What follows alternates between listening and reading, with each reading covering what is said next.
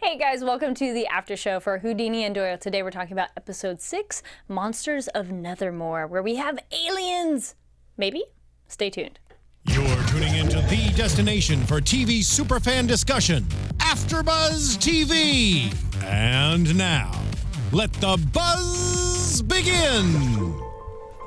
Do you guys remember this song? It was at the beginning of the episode. Oh. I was like, it's so pretty. I like it. Sorts of research. I love this. Yes.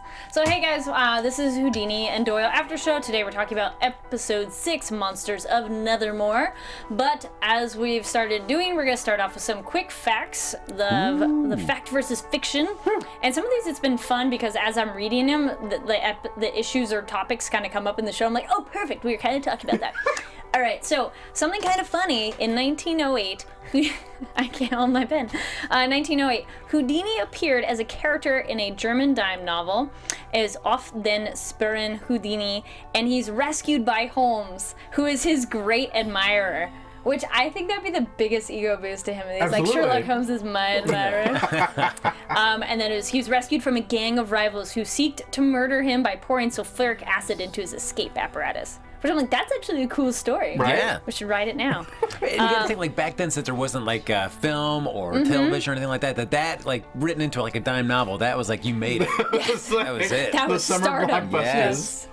1877, Dr. Joseph Bell, there we go. I can't even read my own handwriting sometimes. Helped inspire Sherlock Holmes. So this is for Doyle. He, at the end of Doyle's second year of college, he was picked to serve as Bell's clerk, and that's kind of a foreshadow of Holmes and Watson, which is kind of interesting.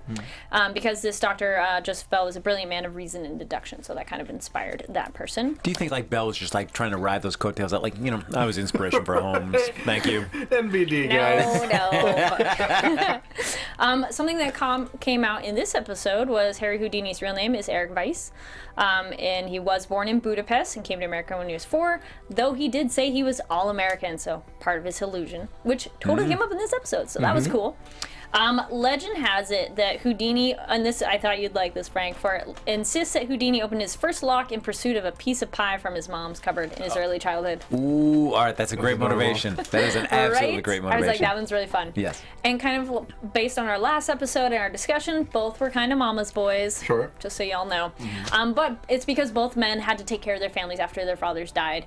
And something that comes up in this episode, and we did talk about last time on Facts, Doyle's father was an alcoholic and did go to a mental institution because of that, and he did have some other stuff going on. But it was interesting that this episode he talks about that. We'll get to that.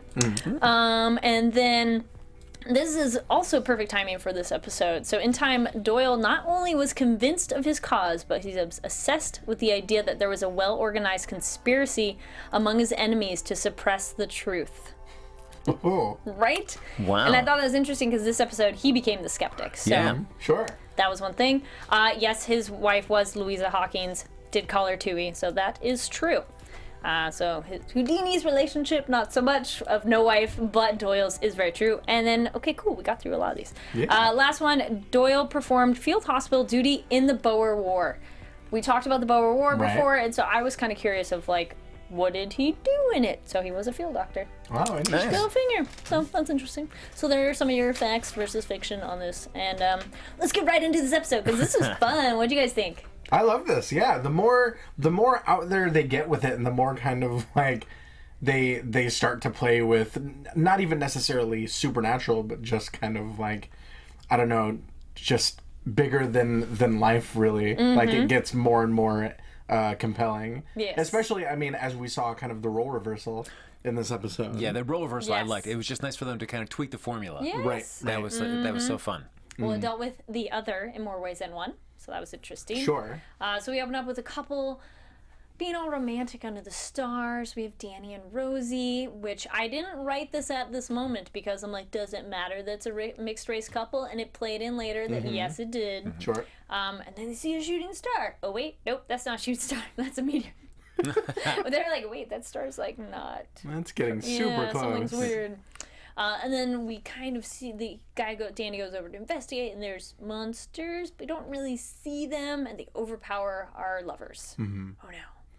And then we get Danny waking up in his skivvies, his undies.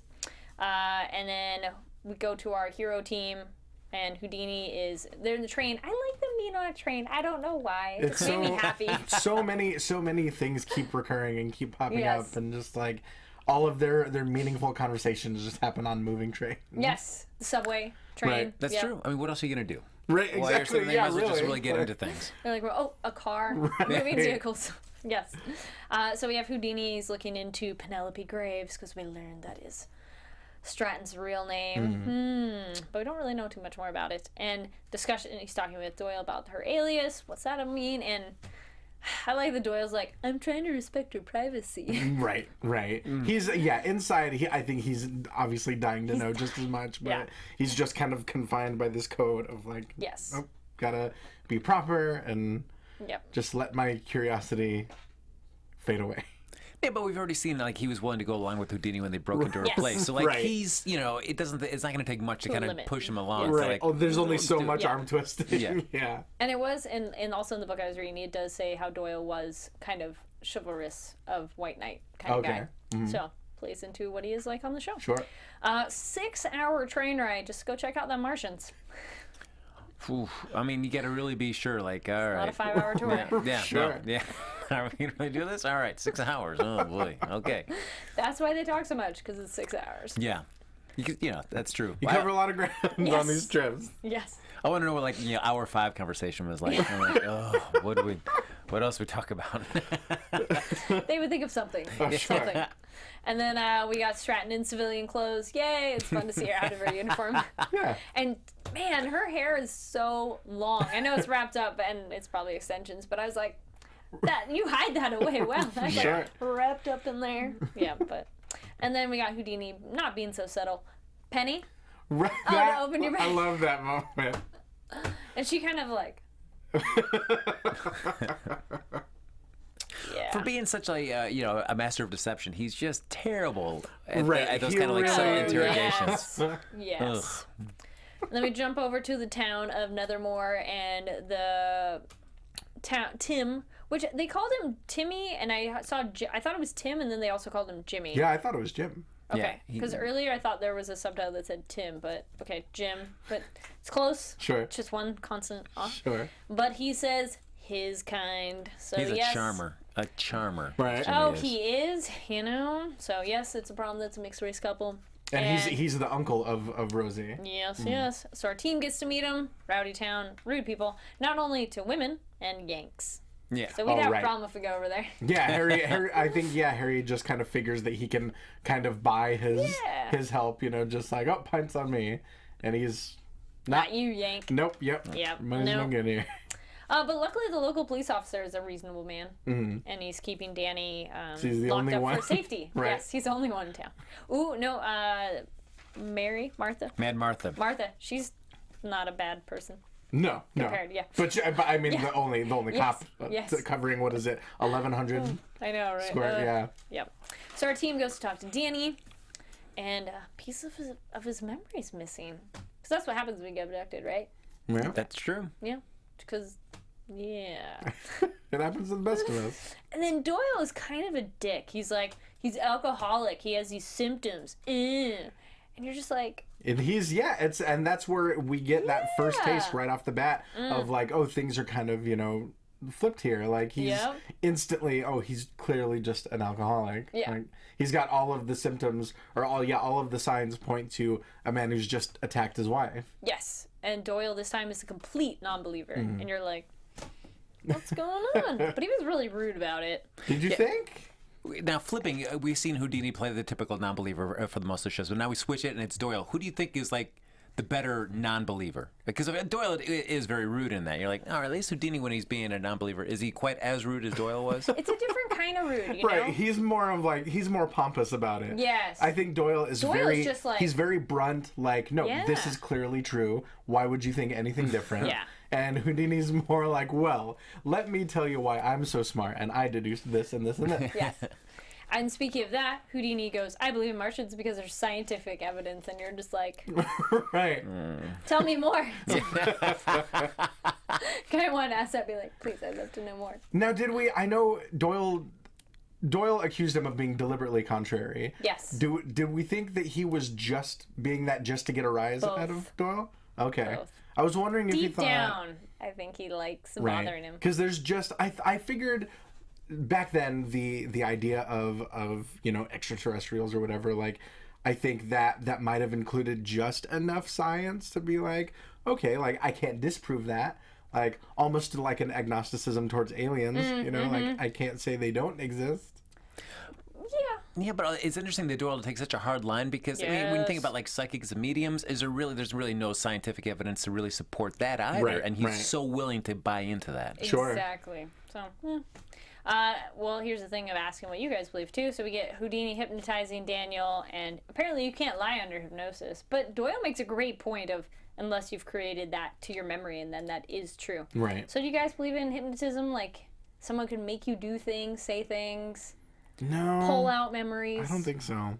I don't know. Because it always, I think it varies according to the needs of whatever story you're seeing. Like, some Sure. we can't ever make somebody do something against their fundamental nature. That's always one hook. But then there's other ones like, oh, he's stealing my memories, and then they actually make you do something that you're not predisposed to do. So I feel like it could go either way depending on what the needs of the narrative are. For me, I don't know. I mean, I was attempted to be hypnotized once and it didn't work. So. I don't know, but I pretended it was. I pretended it. And that's the thing, See, I like, you think never want to be power that of guy that, like... suggestion. Yeah. Right. Power of suggestion. Right. Or, yeah, you don't want to be that one person. Because Yeah. I'm like, no, I don't. Because then believe it just makes it awkward for everyone. Yeah. I mean, maybe the tapping into a subconscious thing, maybe. But then that's maybe being able to push aside your active thoughts and trying to go back. That maybe I could go with. But that'd be a more like, not really hypnotism, but creative leading. Like, how can I get the information out of you rather than like, you're going to hop on one foot and Right. squawk like a chicken. And Sure. you're just like... Yeah, because I felt like it's something like with meditating and they're trying to like clear your mind and like, channel like energy ropes into the ground. I could never get into that because I kept on like just being too rational about it. Yeah. Right. And like so I feel like maybe that's my problem with hypnosis too. I was just too rationally trying to break everything down that it's just like, all right, it's not going to really take hold of me. Well, it's like in yoga. They're like, don't think about what you have to do today. You're like, well, I wasn't. Yeah, now until that you say said that. Yeah. I'm like, damn. All right, and then we got Stratton, who has a very interesting religious perspective that humans are like the epitome, highest form of God's creation, which the boys kind of were like, Now, one thing, if we can jump real quick Yeah. back to the hypnosis, one thing I thought was Yeah. interesting is that it almost seemed like they were telling the story that Houdini was the one that coined the term aliens to describe extraterrestrials. okay. He says, while they're talking about the hypnosis, he says, why don't we just call them aliens? That's what we call people that, that aren't That from was this I thought country. a later conversation. No, that was this one. Yeah, yeah, that was yeah. that soon? Okay. Yeah. And so, I yeah, don't I just think thought... he coined the term I aliens. thought that was an interesting little... Yeah, exactly. I wouldn't have thought, but I thought that was funny. He's like, yeah, why wouldn't we just call him that? But it's a good explanation of why to pick that word. It's like you call somebody who's different from you, they are alien. Right. But you could mean extraterrestrial Sure. or Alien on a not us. galactic the other. level. Yeah. Right. Well. And then we have...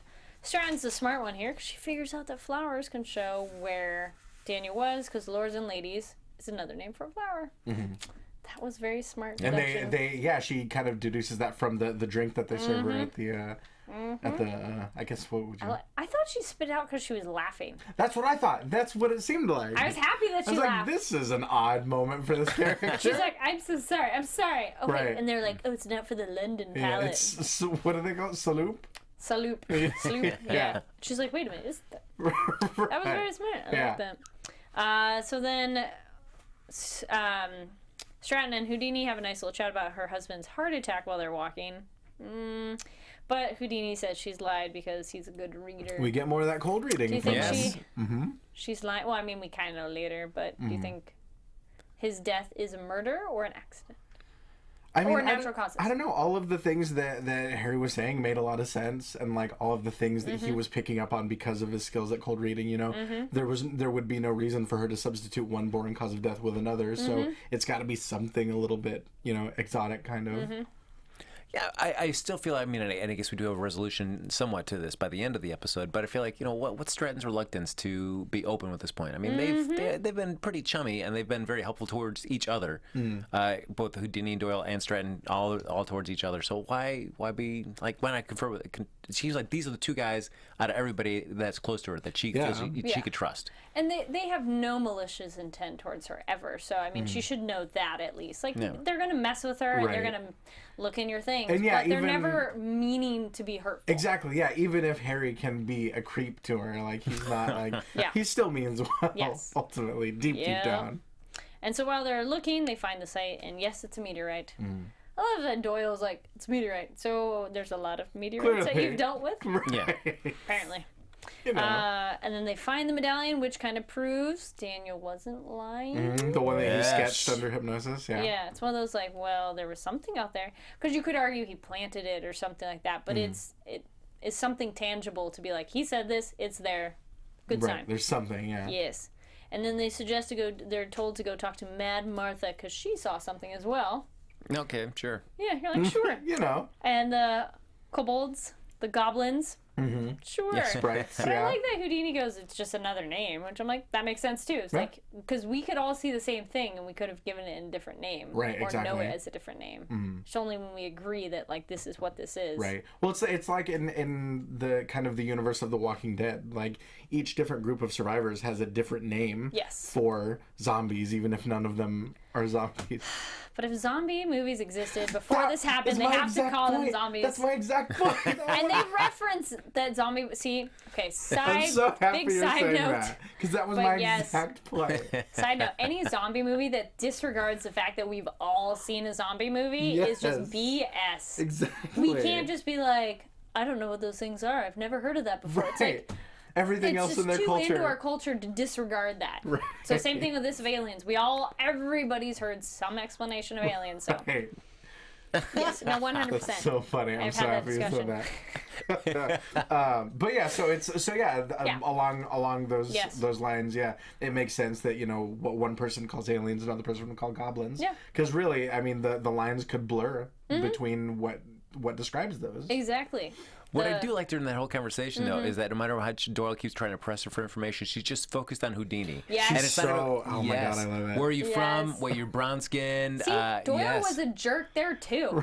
He's like, not trying to be nice. He's like, give me the information, woman. Well, it wouldn't be a full role reversal if he wasn't a complete dick the way that Houdini is. This is true. And then but I love, she's so into the idea that someone like shares her, similar kind of lineage, her story. Yes. And so she's just one track mind. Yes. And so we get to learn that the town used to be a rich mining town. Didn't go so well. Immigrants were chased out and killed, murdered. And then we get a little bit of Houdini's past, which is true, that he is in the show and was a Jew, and that was a big part of who he was. And later we get the story about his father, but we'll come to that. And so we learned that she's seen them more than once, and then Doyle's just like, just because she's seen him more than once. Yeah, man, he is, I don't know. Maybe because when Houdini does it, he's more playful about it, that he doesn't seem like a jerk.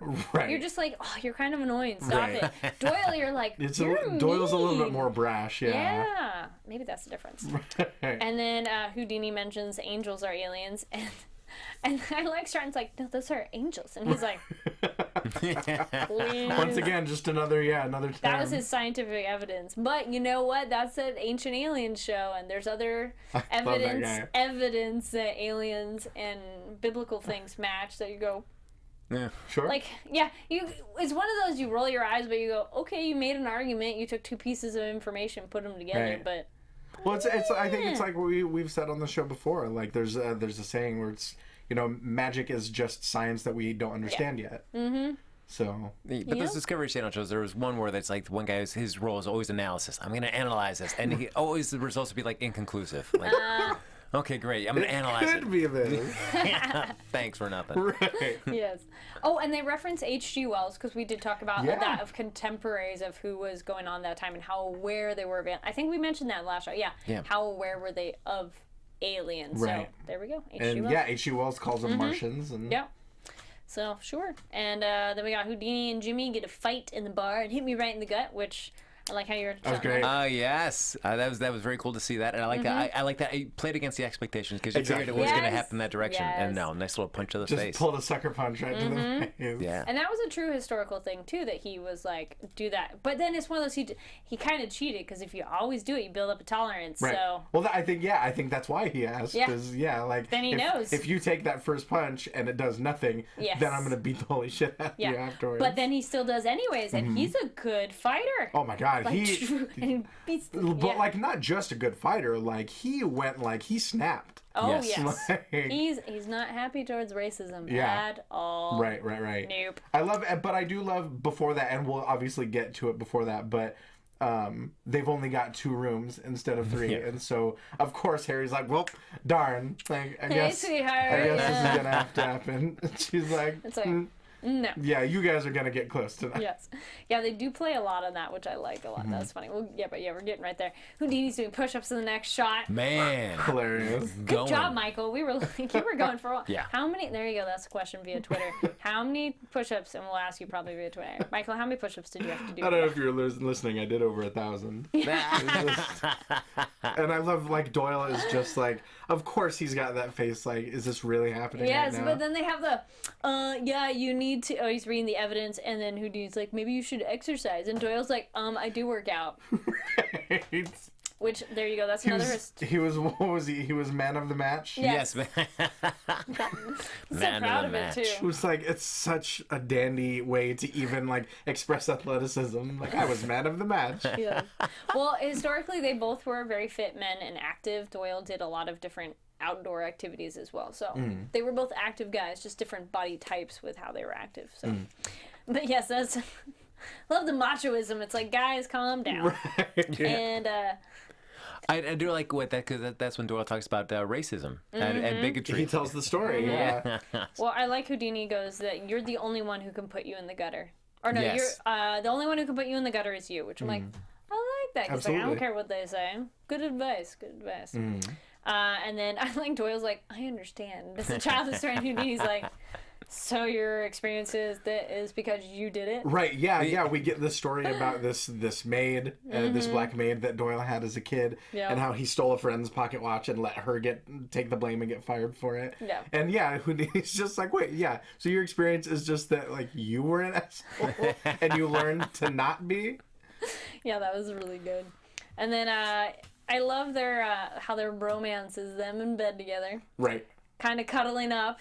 Right. And then we'll jump ahead, but the next morning when Houdini's like, He had such a smile on his face in that bed. Well, like He's after, like one of the things that I noticed is that they have this whole conversation about bigotry and about like learning not to be bigots, and then Houdini's just like the thought of 2 men lying together, ugh, I know, then and gets then into they get bed. which the 2 men lying together is a possibility of these 2 guys hooking up connected to our Agent Stratton, detective. Yes. But yes, I love that he's like 2 men lying together. Scoot over, buddy. Right. Because the thing about it, they That see was a good picture of humor. George Ives because it's like the Yes. Order of the Cairona. Caronia. Caronia, We yes. did that too. Which Oscar Wilde was invited to join, that secret society. So Right. here's a glimpse into secret societies, which we've talked about a little bit, but the show hasn't really. They've just kind of hinted at it. Right. You know, speaking of the humor in that, I don't think this episode was as funny. I felt this one was a little bit more on the serious side. Exactly. Yeah, I think Last it one was was so funny, and this Right. one's a little bit more But like this was dealing with a lot different more. topics. Yeah, Yes. definitely. Go figure, the alien episode is the serious one. Go figure. And then, so someone on YouTube, I'm sorry I didn't write your name down, but someone pointed out that poor Doyle in another episode just couldn't get his pipe lit, and it happened again.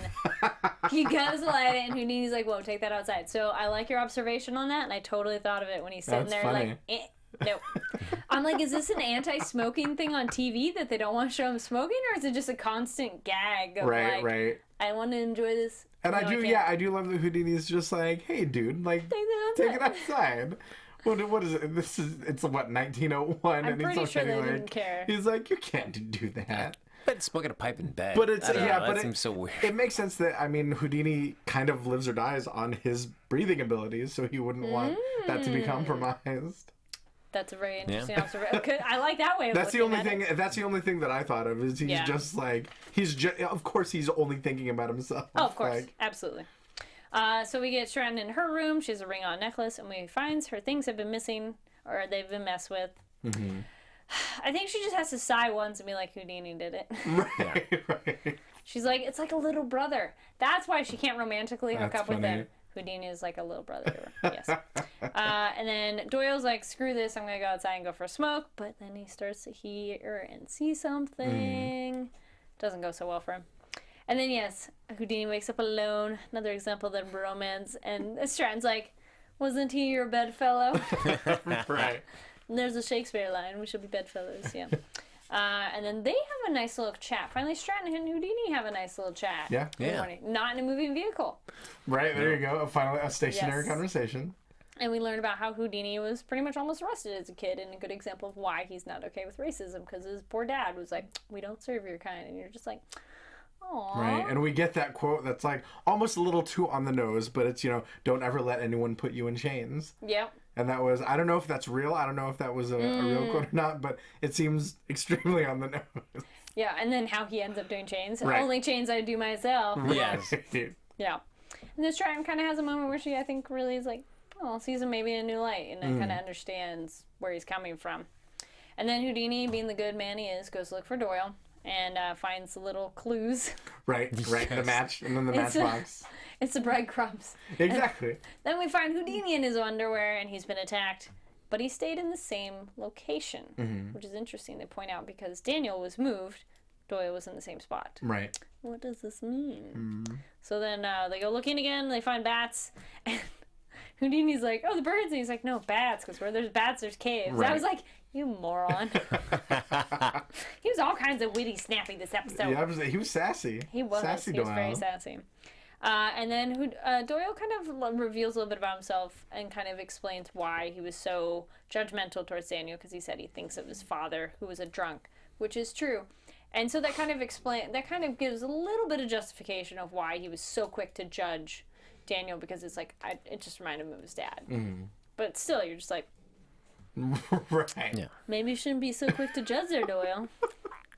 And then we get the moment that Houdini quotes Doyle, and Doyle's like, wait, I wrote that. LOL. That was very funny. But, we know Houdini in the show owns all his books. Sure. So, Yeah. He should do more little references of that. There we go. Predictions. Can we have more references of Houdini reading Sherlock Holmes and stuff? Yes. So this is definitely the moment where they do talk about how they swapped roles, and they both liked it. Mm-hmm. It was a vacation and refreshing. Yes. Their two opinions. Yep. Which I wonder how that would feel if you are always the one who's always a believer, you're always a doubter, to have a moment where you get to feel the other side. Yeah, because I liked how he said refreshingly unimaginative. Right. Which I'm like, all right. You just Exactly. Yeah, they were saying, they were basically, I liked it, but I would never want to do it again. Yeah. like, they're like, this is why this doesn't make sense. Mm-hmm. Yeah. But it was fun that they said it, and so it's a little meta that, like, in the show they're talking about they switch roles, and we're like, the guy switched roles in this episode. Crisscross. Yeah.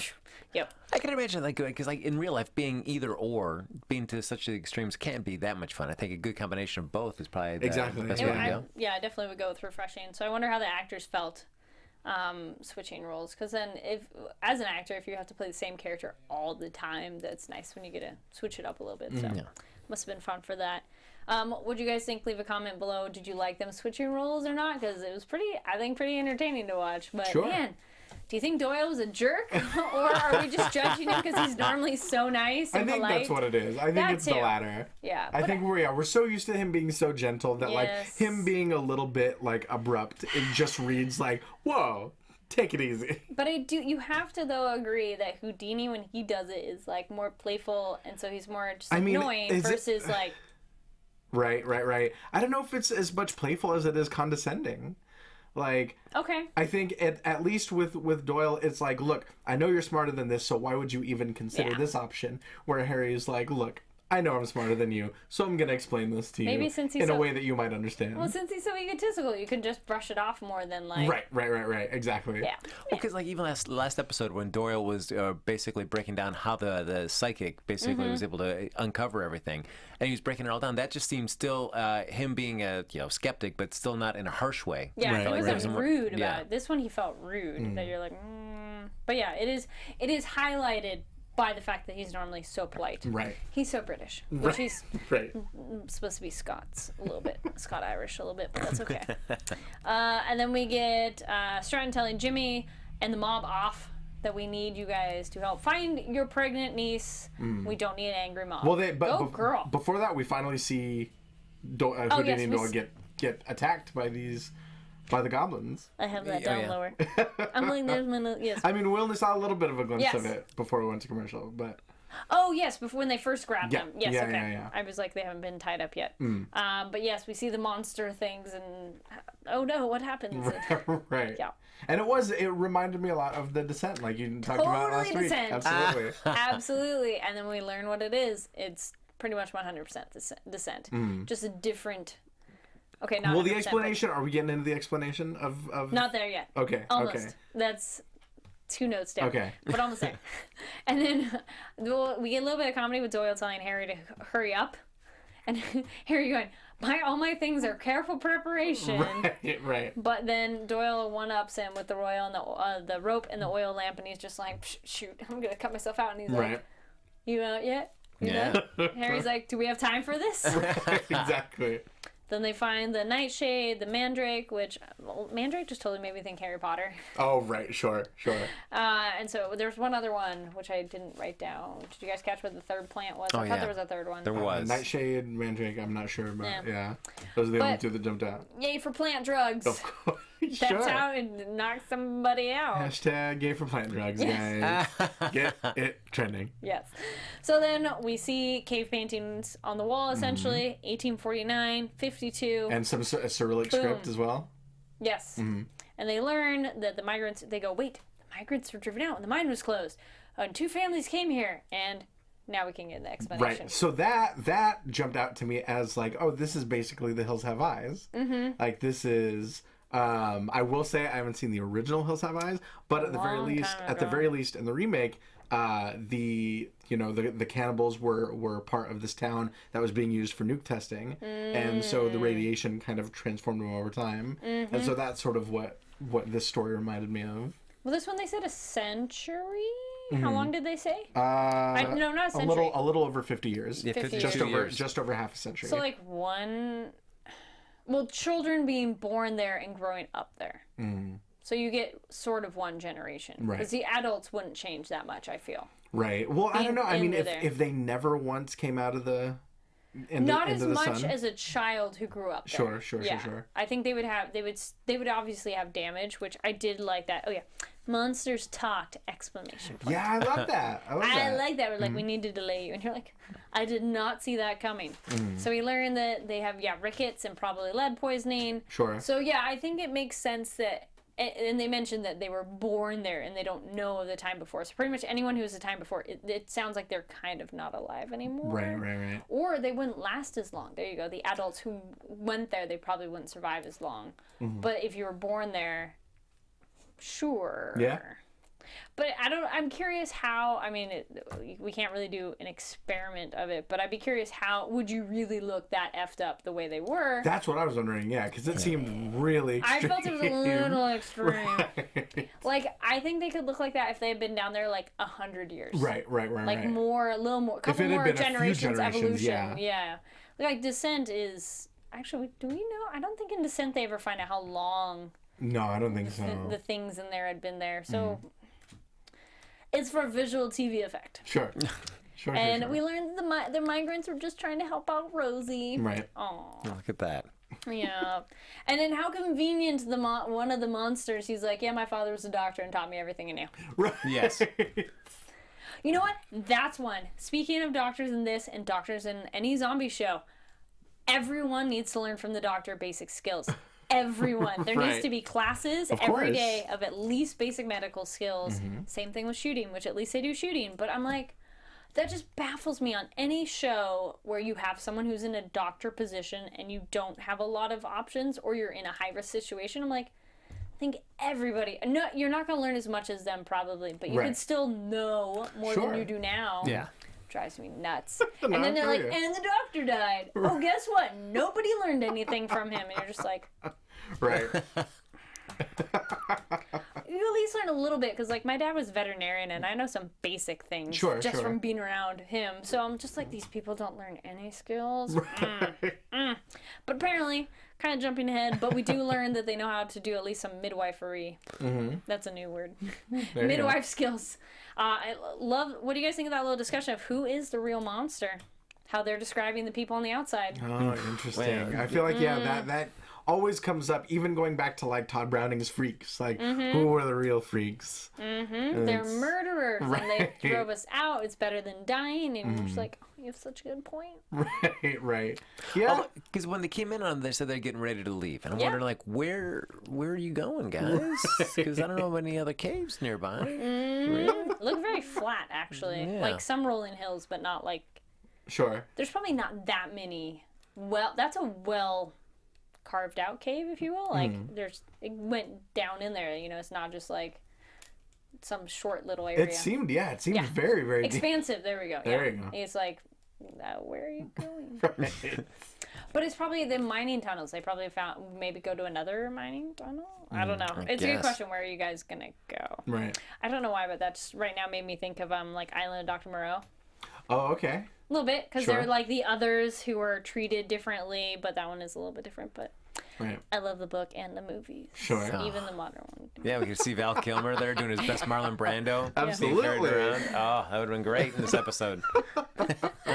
And then we have the good line, running is still hiding. Right. Sure. That's a good point. It's, and you need to fight for your place. What do you guys think of that? Do you need to fight for your place in this world?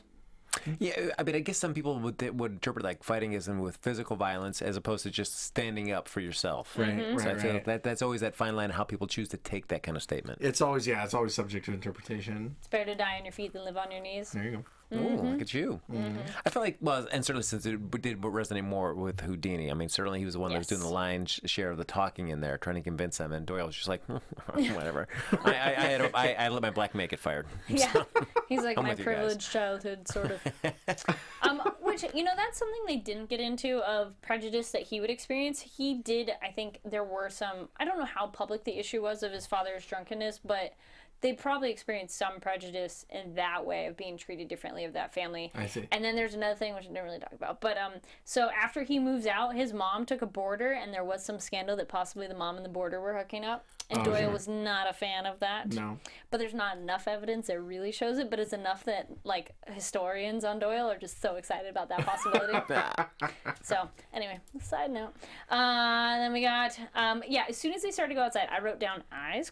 Sunlight, and then Doyle goes, it's gonna take a while for them to adjust. Right. I do. What do you guys think of shows that do that? I really enjoy it when I have a moment and I think of something and then the show addresses that thing I'm thinking of, because I'm like, thank you. I mean, it depends. It depends. Oh, true. How cheesy it is. Because I think sometimes it could be like, oh my god, I'm so glad they addressed that. And other times it's like, I wanted to figure out it on my own. I didn't want to be like when they had the whole conversation about them switching roles. I kind of didn't like that, because it's like, I wanted to come to that conclusion on my own. I didn't want there to be a whole scene where it's like, hey, I'm acting like you usually act, and hey, you're usually acting how I'm usually acting. Okay. I mean more like the moment where they go outside and you're like, aren't their eyes gonna like blow up? And then Doyle goes, right. It's just gonna take a moment. I mean, like that. Those and kind I think, of moments. I mean, even then, I think that probably could have been deduced by them like recoiling and covering their eyes. What I did like was when the angry mob shows up, that I was expecting them just to run back inside, but they stood there. I was like, why aren't you guys just run back in that cave? Houdini has inspired them enough to hold their ground. That's They're why. fighting for their place. Yes, they are. And then, of course, Rosie we hear the baby, and Rosie come out almost on cue. I felt that was a little too like. They saved. There maybe could have been a little more conflict, but it's okay. Okay. Now, speaking of how they're weird and stuff in the cave, I'm gonna give them the benefit of the doubt of their weird appearance. But what is up with the head tilts? I'm a monster, so I'm gonna like twitch my head funny ways. Yeah, they would still be acting like people. Maybe hunched because you have a ceiling. That's literally what I was just fine. thinking. Yeah, that's the only thing I can think of. What is up with the head tilts? Right. That drove me nuts. Right. That was too much. Sometimes you got to tilt your head to get underneath those lower places. Yeah, but it's while they're listening, like a bird Exactly. or like a dog. They're doing it's the not yeah. even a puppy. They're like bats with echolocation. Yeah. There you go. There you But go. see that you did it differently. They're doing a little more like they just do the. It's just such a common trope Right. in like movies that you're just like, okay, Right. you're weird. Do your weird head tilt. Right. You're just like, yeah. It wasn't enough that we made you look like ghouls. Yes. We need your head to tilt like weird times. Just don't be together. You all have to be different. That's exactly how the director said it. My like it. favorite part of that whole scene was just watching Jimmy's face. Like, Yeah. that actor was not good enough to carry all that Little emotion tear? that was happening in there. I think he had a tear. Where he went That's from what I thought. yeah, where he went from like outrage to It's your acceptance. Or no, your nephew. Yeah. It's your His new nephew. I see them touching each other. They love each other. Oh my God, my heart is My growing. half brown baby nephew. Oh my. I agree. I thought that wouldn't be that quick of a.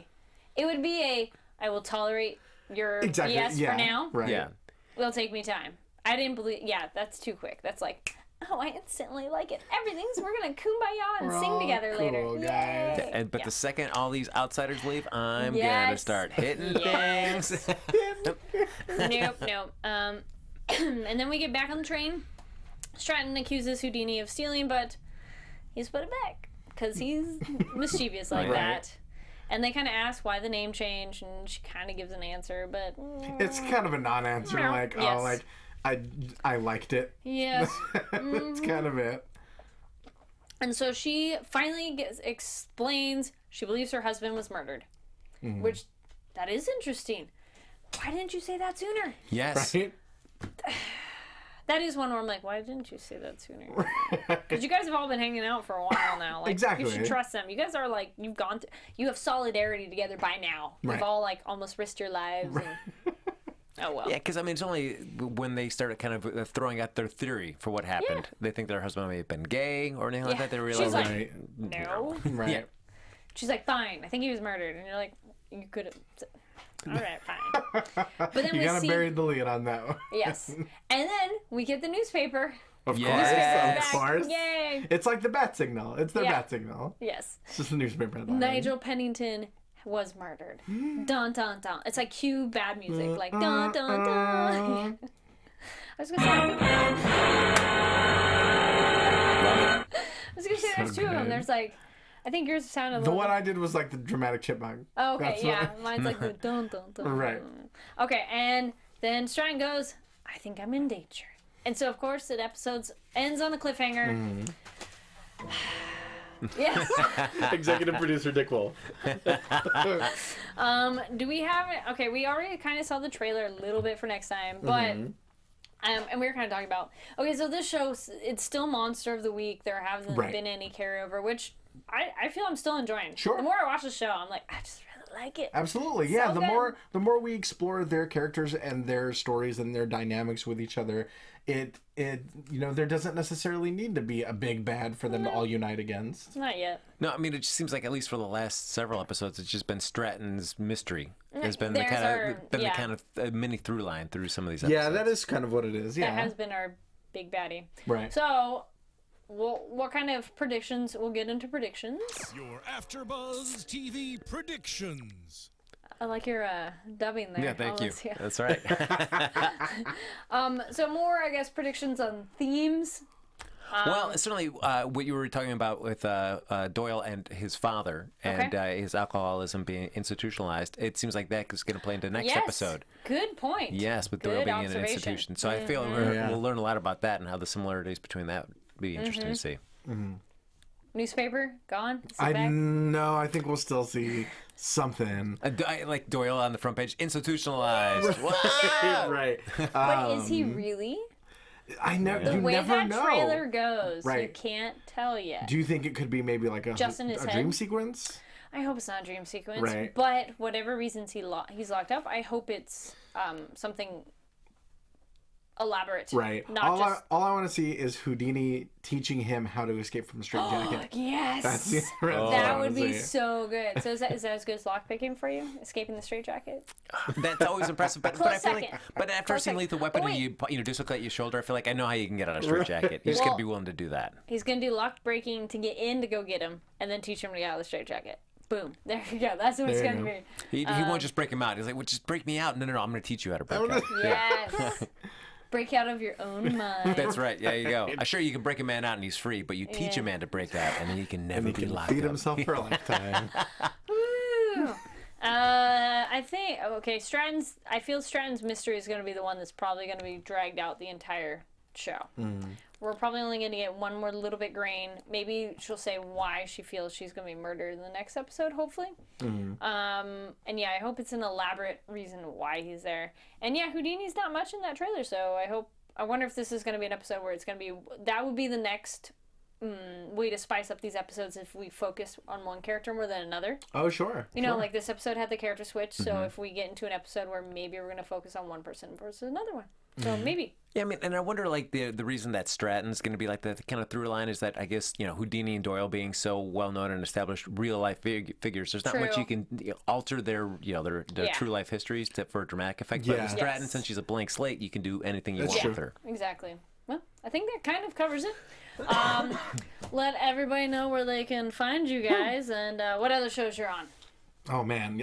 Well, first of all, as always, y'all can find me on Twitter, on Instagram, at TyMatthewsPMA. Yeah, do all that stuff, you know, on your iPhone.